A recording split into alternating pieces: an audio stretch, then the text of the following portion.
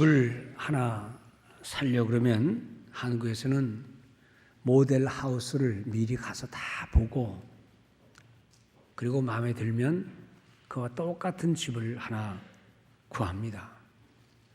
옷을 하나 사 입으려 그러면 마네킹에 걸려있는, 또는 어떤 누군가가 입고 있는 그 옷, 바로 저것을 해달라고 그럽니다. 음식점에 가서도 뭘 먹으려고 그럴 때 뭐 이름은 있는데 뭔지를 모를 때는 주변을 이렇게 둘러보면 음식이 나오면 저거 맛있게 생겼는데 저거 하나 주세요. 똑같은 걸로 주세요.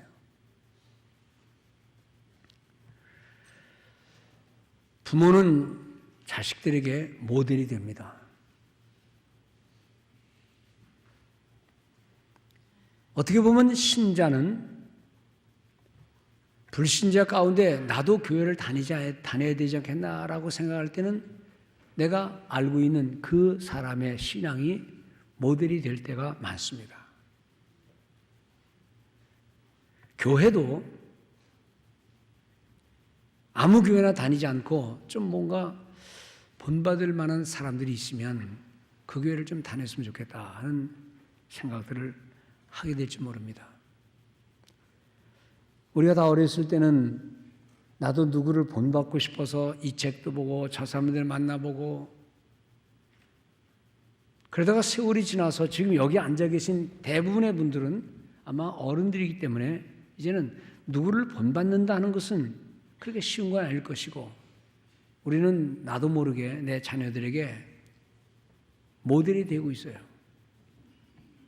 우리의 말하는 것, 삶의 습관, 그리고 신앙생활 하는 거 보면서 정말 예수를 믿어야 되겠구나 하는 마음을 갖는 자녀들이 있는가 하면, 내가 어른만 되면 나는 교회 안 믿는다, 저건 신앙도 아니다 라고 하는 생각들을 자기 속에서 하게 될 겁니다. 그러고 보니까 자식들을 밥을 먹여서 기르는 것은 그렇게 큰 어려운 건 아니에요. 그 돈만 있으면 돼요. 그러나 자녀들에게 신앙의 본을 보이고 믿음을 따라 살게 하는 것은, 그것은 그렇게 간단히 쉬운 일은 아닌 줄 압니다. 내가 하는 모든 말을 하나님이 다 들으시고 우리 자녀들이 다 지나가면서 귀동냥해서 듣고, 내게 행하는 모든 일들을 하나님도 아시지만, 그러나 우리 자녀들이 다 보면서 그들의 미래를 형성해 나간다고 하는 것입니다. 교회도 마찬가지입니다. 그냥 돌로, 나무로 세워진 게 교회가 아니라 교회를 구성하고 있는 성도들의 삶의 모습이 어떠냐에 따라 그 교회는 모범된 좋은 교회인가 아니면 그저 그런 사람들의 모임인가를 결정하게 된다는 겁니다. 34년의 세월을 보낸 우리 효신교회, 이런 일 저런 일 많이 있으면서 저건 본받으면 안 되겠구나, 저건 본받아야 되겠구나 하는 생각들을 각자 하실 것입니다. 오늘 우리가 살면서 우리의 삶을 어떻게 건축할 것인가, 지금까지 내가 50년, 60년, 70년 살았는데 지금 뭐를 고쳐? 라고 말하면 그건 어리석은 인생입니다. 우리가 집을 지을 때 벽돌을 하나씩 둘씩 쌓아 올려갔다가 노련한 건축가는 그냥 자기 생각대로 쌓는 게 아니라 블루프린트를 보고 비교해보고 틀리면 아무리 많이 올라갔어도 다 허물고 다시 짓습니다. 인생은 세월이 그만큼 흘러갔기 때문에 다시 뒤돌이킬 수는 없지만, 우리는 자신을 돌아보면서 고쳐야 될 거 있으면 이 뒤늦은 나이에도 고치고 여전히 배우는 심정으로 하나님 앞에서와 사람들 앞에서 우리의 신앙을 저울질해 가면서 이 다음 모든 인생을 다 산 후에 우리를 저울질하고 심판하실 하나님 바라보면서 날마다 말씀으로 교정받는 지혜로운 성도들 되시기 바랍니다. 오늘 본문에 나오는 이야기는 안디옥 교회라는 이야기입니다. 지역 이름을 따서 세워진 안디옥 교회, 그 안디옥 교회에 뭐가 있었나 하는 걸 보고 우리도 그래 한번 좀 따라해 볼까? 내게도 그런 거 있으면 좋겠다 하는 생각을 해봅니다. 저도 좀 종종 성경을 보면서 또 성경을 읽어가고 또 다른 책들을 읽어가면서 깨닫는 게 참 많습니다. 사물을 하나 봐도 옛날 젊을 때 보던 거하고 나이 들어서 보는 모습이 다를 거예요. 모든 것 하나님의 은혜다라는 생각을 늘 하기도 하지만 그렇게만 말하지 말고 하나님의 은혜를 따라가고 만들어가고 부족한 것을 다시 채워가는 그러한 새롭게 지어져가는 교회. 그래서 안디옥 교회는 우리에게 뭔가 모범을 주는 교회가 틀림없이 있는데 그것들이 무엇인가를 생각하면서 오늘 이 아침에 우리 성도들 마음속에 한 가지라도 좋으니까 저거 내가 좀 받아서 했으면 좋겠다는 생각을 하는 은혜가 주님으로부터 나오기를 바랍니다. 초대교회 모든 교회들이 다 그렇지만 안디옥 교회도 다른 여타 교회들처럼 많은 어려움이 있는 교회였습니다. 시험도 있는 교회였습니다. 고난도 있는 교회였습니다. 그런데 안디옥에까지 밀려 내려온 피난자들, 도망자들은 그 안디옥에 이르러서도 교회를 형성하면서 그 속에서 복음을 전했다 하는 말씀입니다. 고난이 있었는데 그 고난이 너무나 억울한 고난입니다. 원망 불평도 할 만한 고난인데 이 고난 중에도 그들은 역시 주 예수에 관한 이야기를 자기들의 삶의 중심으로 삼아서 복음을 전했다는 것입니다. 지금이야 내가 누구에게 말한들 누가 말 제지합니까? 하고 싶은 일을 누가 못하게 합니까? 그러나 초대교회 성도들이 복음을 전한다고 하는 것은 그렇게 간단한 문제는 아니었습니다. 핍박받던 시대에 어려움을 당하는 시대에 여전히 그들의 대화의 주제는 예수 그리스도였다는 거예요. 그들이 주고 싶은 것은 줄 게 아무것도 없지만 예수 그리스도를 줄 수 있는 믿음의 사람들이었다 이 말씀입니다. 사람들이 살아가는 삶의 환경은 대개 뻔합니다. 페이먼트 내고 월세 내고 먹고 살고 자식들을 키우고 어느 시대에 어떤 사람이 나는 아무런 염려 없다 그렇게 말하는 사람은 없어요. 벌려놓은 사업은 고생거리입니다. 자식이 아주 보람된 순간도 있지만 또 때로는 짐입니다. 아니 어떻게 보면 사는 것 자체가 삶의 짐입니다. 그러나 그런 가운데 그것이 주제가 아니라 하나님의 은혜를 받은 구원의 주제가 복음의 주제가 예수 그리스도가 그들의 주제가 되어서 이야기할 때에 항상 예수 그리스도를 전했다는 이 모습을 보면서 우리는 일상의 삶에서 복음이 얼마만큼 대화의 주제가 되어 있는가를 한번 생각해 보시기를 바랍니다. 이 초대교회, 특별히 안디옥 교회, 고난받은 성도들이 모이든 핍박당해서 쫓겨온 사람들의 모습입니다. 그 쫓겨온 사람들의 모습이 어떻겠어요? 지금이야 어디를 도망가든 카드 한 장만 가지고 있으면 됩니다. 신분증하고. 그러나 그 당시는 이런 게 없잖아요. 박해받고 도망다니면서 무슨 물건을 갖고 도망갔겠어요? 그냥 아무것도 없이 그냥 내려가는 거예요. 지금 말하면 피난민들이죠. 그야말로 그들의 믿음을 시험해 볼 수 있는 하나님 앞에 그 불리한 상황에서 그들은 어떤 삶을 살았는지를 성경은 보여주고 있어요. 오늘 보면 19절에 보면 그때에 스데반의 일로 일어난 환난으로 말미암아 스데반의 일로 말미암아 일어난 환난. 그래서 흩어진 자들이 베니게, 구브로, 안디옥까지 이르러 유대인에게만 말씀을 전하는데 여러분 이것도 기가 막힌 모습 아닙니까? 도망 나온 주제에 쫓겨다니는 주제에 사람들이 이렇게 복음을 전한다? 크게 부흥하던 예루살렘 교회에 엄청난 은혜가 있었지만은 큰 박해도 있었습니다. 그래서 흩어진 겁니다. 그리고 다 떨어져 나가는 사회입니다. 그 당시 농경 사회 속에서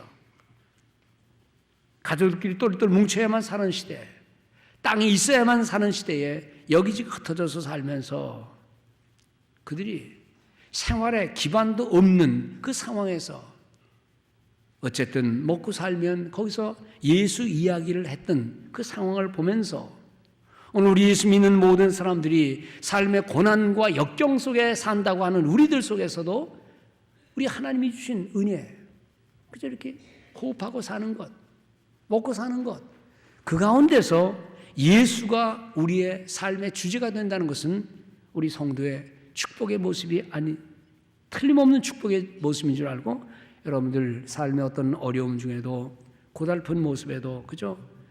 나쁜 패를 내가 갖고 있다라고 생각하는 사람도 하나님 앞에 감사하면서 이 믿음을 드러내는 성도들 되시기 바랍니다. 오늘 보면 난민들, 이주자들, 예수 때문에 고난 당하는 사람들, 삶이 온통 뒤범벅이 되고 고달픈 인생들의 모습에서도 그런 상황에서도 예수 그리스도를 증거하는 모습들, 증거는커녕 삶에 조금만 어려움이 있으면 좀 분주함만 있으면 그것을 핑계로 주님을 멀리하는 그런 우리의 나약한 모습이 있다면 오늘 이 안디옥 교회의 성도들, 피난 나온 사람들의 삶을 보면서 오늘 그런 상황에서도 그리스도를 믿는 믿음과 그리고 그리스도를 증거하는 믿음 속에 있는 우리 모든 성도들 되시기를 바랍니다. 20절에 보면 그 중에 구브로와 구레네 몇 사람이 안디옥에 이르러 헬라인에게도 말하며 주 예수를 전파했다. 헬라인에게도, 원래 유대인들에게 말씀을 전한다는 것은 그것도 물론 조심스럽습니다. 그것도 신고 대상이 될 수 있고 어려움이죠. 그런데 이제는 아예 낯선 사람들, 헬라 사람들에게도 복음을 전했다. 우리 전도 대원들이 주중에 늘 나가서 오늘도 오후에 또 나가겠지만 복음을 전하고 예수 믿으세요, 교회 나가세요, 신앙생활 하세요, 우리나라에 이런 큰일이 있는데 우리 함께 기도합시다, 그렇게 얘기하면서 전도 쪽지를 나눠줄 때에 아는 사람에게 얘기하는 것은 물론 그것도 쉬운 건 아니지만 난 모르는 사람에게 저 사람 속에 뭐가 있을지 모를 때, 저 사람 인생이 좀 험한 것 같기도 하고 또 좀 뭔가 문제가 있는 사람 같을 때 피하지 않고 그분에게 주님 믿고 마음의 평안이 있기를 바랍니다 하는 이 전도의 자세를 갖는 이 모습들, 우리 성도들이 이 안디옥 교회의 모습을 본받아서 함께 복음을 전하는 성도들 되시기를 바랍니다. 두 번째는 뭐냐 그러면 복음을 전할 때에 주의 손이 저들과 함께 했다는 말씀입니다. 21절 보면 아주 놀라운 은혜의 말씀이 나오는데 주의 손이 그들과 함께 하심에 수많은 사람들이 믿고 주께 돌아오더라. 저들과 함께 한다. 저들의 삶은 무엇이었습니까? 예수를 전파하는 그 모습 속에 하나님이 그들과 함께 주님의 손이 임하는 축복을 우리는 보는 겁니다. 주님이 함께 주옵소서 하는 것은 다 누군가의 소원입니다. 하나님, 내가 하는 일에 하나님이 참견해 주셔서 주의 손이 함께 해주시면 됩니다 라고 말하는데 그건 다 우리의 소원이지만 오늘 본문 안디옥 교회에 나오는 성도들의 모습은 그들이 복음을 전할 때에, 예수 이야기를 할 때에 주님이 간섭하셔서 주의 손이 그들과 함께 하면서 복음의 능력이 나타났다는 겁니다. 오해해서는 안 됩니다. 주의 손이 그들과 함께 했다는 말은 나는 가만히 있는데 그냥 주님이 그때 오셔서 하셨다, 그런 말이 아닙니다. 복음을 전하는 저들의 모든 삶의 모습을 주님이 인정해 주시고 그 전도하는 모습 속에서 주님의 귀한 역사가 나타났다는 사실을 기억하시길 바랍니다. 주의 손이 우리의 자녀들에게, 주의 손이 우리의 사업 속에, 주의 손이 우리의 나아가는 그 모든 삶에 함께 나타나기를 축복합니다. 모든 행위에 주의 손이 함께하기를 축복합니다. 그 하나님의 함께하심이 누구에게냐 그러면 복음을 전하고자 하는 마음을 먹고 실천하는 사람들에게 있는 주의 은혜를 성경은 말씀하고 있습니다. 세 번째는 뭐냐 그러면 이 안디옥 교회는, 그리고 초대교회는 착한 사람들이 일하는, 함께 모여 기도하는 교회였다는 것입니다. 우리는 종종 그런 말 듣습니다. 사도행전은 성령의 행전이다. 사도행전은 성령께서 하시는 모든 것을 기록해 놓았다. 맞습니다. 그런데 거기서 우리가 생각할 거 있습니다. 이 사도행전에는 성령께서 하시는 것이지만 동시에 착한 사람들의 이야기가 그 속에 배어 있다는 겁니다. 착한 사람들의 말과 행실 속에 성령이 그들에게 임하셔서 사도행전을 성령의 장이라 말하게 된다는 겁니다. 사도행전 7장에 보면 스데반에 관한 이야기 나옵니다. 스데반이 성령이 충만하여, 그래서 스데반의 설교를 들으면 성령 충만한 말씀인데 그것만 말하면 안 돼요. 마지막 55절에서 60절에 나오는 내용을 보면 그 설교를 듣고 사람들이 돌을 던지고 그를 쳐 죽이는 장면이 나오는데 60절에 보면 성경이 이렇게 기록되어 있습니다. 스데반이 돌에 맞아 죽어가면서 무릎을 꿇고 크게 불러 가로되 주여 이 죄를 저들에게 돌리지 마옵소서.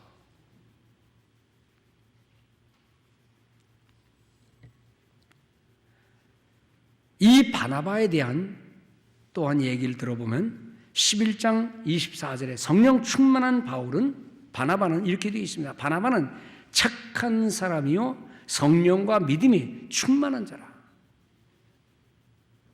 스데반의 순교의 장면 속에 나타난 그의 마음이 어땠고 또 바나바라고는 성령 충만한 사람의 마음이 어땠는가를 얘기할 때 이 스데반의 기도 속에서 이분이 어떤 마음의 사람이 있는가를 알게 되고 바나바가 단순히 성령 충만한 사람만이 아닌 착한 사람이라는 기록을 보게 된 겁니다. 사도행전을 쭉 보세요. 거기에 많은 기적과 아름다운 일들, 죽은 자가 살아나는 베드로의 기도도 나옵니다. 어떤 때냐? 어떤 여인, 도르가라고 하는 여인이 병들어 죽었습니다. 사람들이 애타합니다. 그리고 슬픔의 눈물을 흘리면서 베드로 사도를 모시고 옵니다. 그리고 말하기를 이 여인이 살았을 때 우리에게 했던 모든 일들을 들어보세요 하고 겉옷과 속옷과 이것저것 만들어 놓은 좋은 옷들을 보여주면서 이 여자가 우리에게 착한 일을 했는데 사도여 좀 살려주세요 라고 말할 때 그 베드로가 기도를 하면서 기적을 일으키는 장면을 봅니다. 고넬료라는 로마의 고급 장교, 근데 그는 장교답지 않게 유대인들에게 선을 베풀면서 착한 일을 많이 한 사람이라고 성경은 말씀하고 있습니다. 믿음의 여인 루디아도 그랬고 사도 바울의 목숨같이 여겼던 동역자들도 브리스길라와 아굴라도 그렇게 착한 사람이었고 사도행전에 나오는 많은 믿음의 사람들은 꼭 믿음을 이야기하면서 착함과 착한 선행을 언급하고 있다는 겁니다. 교회에서 빼놓을 수 없는 예루살렘에서 파송받은 이 바나바를 소개하는 내용이 오늘 본문 11장 24절에 있습니다. 바나바는 착한 사람이요 그리고 성령과 믿음이 충만한 자라. 안디옥 교회에서 그를 세워 중요한 일을 하게 한 이면에 이 바나바는 어떤 사람인가? 사도행전 4장 37절에 보면 바나바라는 사람의 행실이 나옵니다. 그가 밭이 있음에 팔아 값을 가지고 사도들의 발 앞에 두니라. 자기가 있는 밭을 팔아서 사도들의 발 앞에 뒀다. 왜 그렇게 했을까요? 이거 앞뒤 잘 모르면 이거 교회가 뭐 물건 팔아가지고 교회에다 바치라는 거냐? 그 당시 상황, 예루살렘 교회와 그 당시 모든 초대교회 성도들이 핍절한 상태였습니다. 기근이 임했습니다. 그래서 빈부의 격차가 많았습니다. 사도행전 2장, 3장, 4장에서 네 것 내 것 없이 서로 물건을 통용했다는 말은 그만큼 가난한 사람들이 많았다는 거예요. 이때 그는 필요한 것을 위해서 교회의 어려움을 이겨내기 위해서 예루살렘 교회가 당한 경제적인 어려움, 각자 초대교회들이 당하는 어려움 중에서 이런 일을, 선한 일을 했던 사람으로 성경은 말씀하고 있습니다. 물론 사도행전 초대에는요 다 성령 충만한 열심과 기도가 나옵니다. 네가 내가 없이 서로 나눴었다라고 말하는데 6장에 보면 문제가 나옵니다. 무슨 문제인 거 아니에요? 사람이 많이 모여 기도하고 성령 충만한 건 좋은데 당시 그곳에는 배고픔이 있었습니다. 모자라는 양식이 있었기 때문에 사람들에게 나눠주는데도 뭔가 불공평한 게 있었던 것 같아요. 그래서 사도행전에 보면 daily distribution, 매일매일 구제를 해서 나눠주는 건데 물론 먹는 거겠죠. 근데 헬라파 유대인 과부들이 자기네들이 좀 소외를 당한다는 원망 불평이 나왔습니다. 그 당시에 남편 없고 혼자 사는 나이 든 분들을 과부라고 그랬는데 벌이가 없으니 당연히 교회가 그들을 지원해 주는 거죠. 그런데 제한된 물질 가지고 사람들을 나눠주는데 이게 뭔가 불공평한 일이 있었는지 실수로 했는지 모르지만 헬라파 유대인들의 과부들이 원망과 불평을 하니까 거기서 불신과 반목이 원망이 생긴 겁니다. 바로 이러한 상황을 전제로 하고 4장에 나오면 자기들의 물건을 내놓고 서로 나눠 쓰는 아름다운 모습이 있었는데 근데 이 바나바가 했던 행실, 성령과 믿음이 충만할 뿐만 아니라 그가 한 일들을 성경은 기록하고 있습니다. 성경이 이렇게 말합니다. 구브로에서 난 레위족 사람이 있으니 그 이름은 요셉이라. 사도들이 일컬어 바나바라 하니 그 이름을 번역하면 위로의 아들이라. 그가 밭이 있음에 팔아 그 값을 가지고 사도들의 발 앞에 놓아두니라. 아니 어떻게 일을 했길래 사도들이 그의 이름은 원래 이름은 요셉인데 하도 사람들을 위로해 주니까 그의 이름을 바나바라 즉 위로의 아들이라 라고 별명을 붙여준 겁니다. 여러분들의 별명은 뭡니까? 사람들이 우리를 볼 때에 우리 효신교회를 볼 때에 우리 장로님들, 우리 권사님들, 집사님들을 볼 때에 뭐라고 별명을 줄 것인가? 그의 행위대로 마음 씀씀이대로 사람들은 이름을 갖다 붙일 거예요. 저도 제 셀폰에 우리 성도들 이름 많은 사람이 있습니다. 근데 그 이름 밑에 기억하기 쉽게 제가 늘 별명을 붙입니다. 여러분들은 그걸 모릅니다. 저만 아는 거죠. 예를 들면 문석호 이러면은 그 밑에 제가 있습니다. 쫌쫌이. 어떤 사람이 있으면 박누구 있습니다. 통 큰 믿음의 사람. 어떤 사람이 있습니다. 기도 대장. 전도 인물. 하나님이 크게 쓰실 사람. 또 어떤 사람이 있습니다.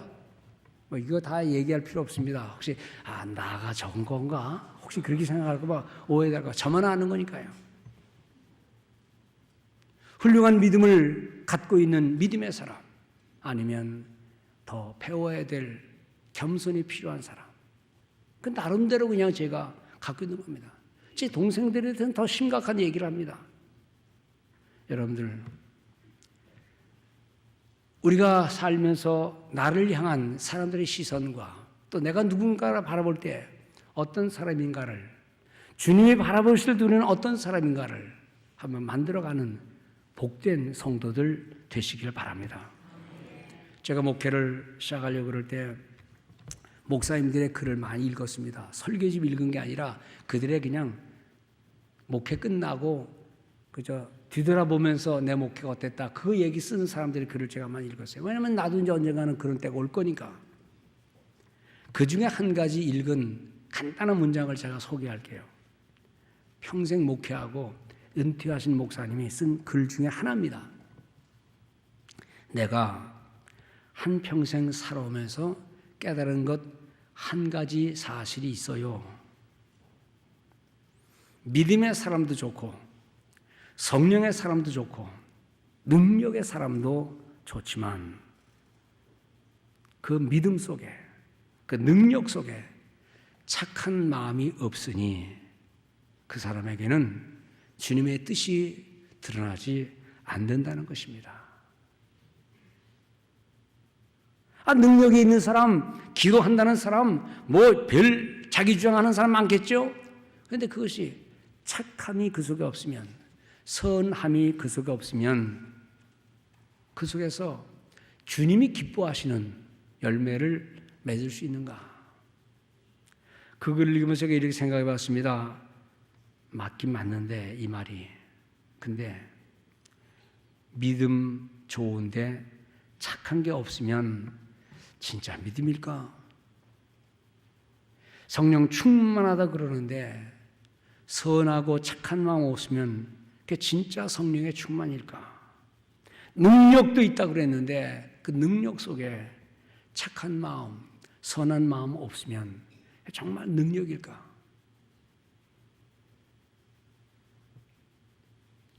우리가 살아가는 우리 주변에는 똑똑한 사람 많지요. 재력도 있는 사람 있겠죠. 실력도 나보다 월중한 사람이 있을 수 있겠죠. 다 좋긴 좋죠. 그런데 착한 사람, 선한 사람, 베푸는 사람, 그런 사람이 주께 영광을 돌리는 사실을 잊지 마시기 바랍니다. 하나님의 마음, 긍휼의 마음, 남을 불쌍히 여기는 마음, 말로만 아니고 직분만 아니고 그 사람 자체 속에서 있는 긍휼의 마음 갖고 실천하는 우리 성도들 되시기 바랍니다. 원래 인간이 뭐 처음부터 착할 리가 있습니까? 그러나 하나님의 사랑, 말씀 가운데 변하는 거죠. 원래 인간은 다 이기적 아닙니까? 죄의 성향 다 타고나지 않았습니까? 그런데 복음이 뭔지를 알고 또 살다가 하나님 앞에 갈 거라는 걸 알면 물론 성령 충만도 있어야 되고 능력도 있어야 되고 다 있어야 되지만 이 속에 하나님의 사랑, 긍휼, 말씀에 대한 순종 없으면 도대체 어떤 열매를 우리는 주님 앞에 드릴 수 있을까 생각해 보는 겁니다. 바나바는 동시에 참 착한 화평의 사람이었어요. 사실 사울은 그때까지도 숨겨진 존재입니다. 자기는 변화됐지만 사도들이 인정을 안 해줍니다. 자기는 주님을 만났지만 사람들이 하도 그 악한 일들이 있었기 때문에 잡아 가두는 일이 있었기 때문에 아무도 그를 가까이 안 하는데 바나바는 그를 찾아갑니다. 그리고 그를 데리고 옵니다. 소개합니다. 오해를 풀어주는 사람, 화평을 만들어가는 사람. 나는 주님을 만났다. 나 옛날에 내가 아니다. 그것은 사울이 말할 게 안 되는 거예요. 바나바가 말하는 겁니다. 그래서 바나바는 오늘 본문 읽지는 않았지만 25절에 보면 바나바가 사울을 찾으러 다소에 가서 그를 설득하여 데리고 와서 사람들에게 오해를 풀어주고 그리고 주님의 일을 하게 했다는 겁니다. 이러한 착한 사람들 있었기 때문에 안디옥 교회는 부흥 발전하고 복음이 전도되었다는 겁니다. 이미 임직을 받은 여러분들도 있고 또 이번에 새로 받을 분들이 있어요. 교회의 아름다움이란 이런 착한 마음들, 복음을 전하고자 하는 뜨거운 마음들, 그리고 남과 남 사이를 화해를 만들어주는 그런 모습 속에서 하나님의 교회는 든든한 은혜의 교회로 성장할 줄로 믿습니다. 안디옥 교회의 아름다운 전통, 바로 우리의 전통이 되어서 주님이 기뻐하시는 주의 성도들, 주의 몸된 교회 되기를 주의 이름으로 축원을 드립니다.